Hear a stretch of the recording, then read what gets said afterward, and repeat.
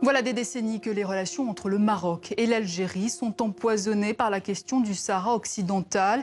Avec l'élection du nouveau président algérien, Abdelmajid Tebboune, le roi du Maroc a saisi l'occasion pour l'appeler à renouer le dialogue. À Alger, où l'on retrouve notre correspondant Khaled Drareni. Khaled, après 40 ans de brouille, est-ce que les relations entre le Maroc et l'Algérie peuvent se réchauffer ?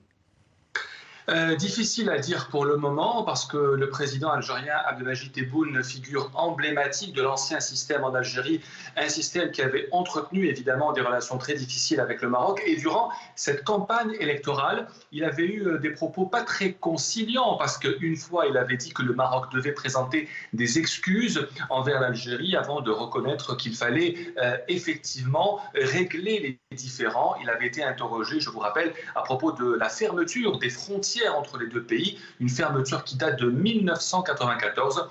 Il faudra donc l'attendre sur les prochaines semaines et sur le choix de son ministre des Affaires étrangères pour savoir quelle politique étrangère il suivra, en particulier avec notre voisin de l'Ouest.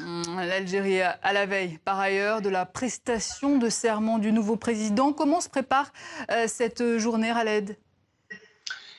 La prestation de serment aura lieu demain donc au Palais des Nations, au Club des Pins à Alger, en présence des forces vives de la nation, comme le dit le communiqué officiel. Donc c'est donc demain que Abdelmajid Tebboune sera officiellement investi président de la République. Évidemment, une partie de la rue algérienne ne l'entend pas ainsi. On l'a vu avec la manifestation de mardi. On le verra évidemment avec le vendredi, le 44e vendredi, qui sera une réponse à cette prestation de serment. Une élection qui avait été rejetée par une grande majorité d'Algériens qui ne veulent pas négocier ni dialoguer avec un homme issu de ces élections jugées frauduleuses et illégitimes. De toutes les manières, le président Tebboune prêtera serment et entamera donc la formation de son gouvernement. Il sera évidemment jugé sur cette action et sur ce qu'il va faire, notamment en direction des détenus politiques qui sont plus de 200 et sur l'ouverture démocratique tant attendue par les Algériens.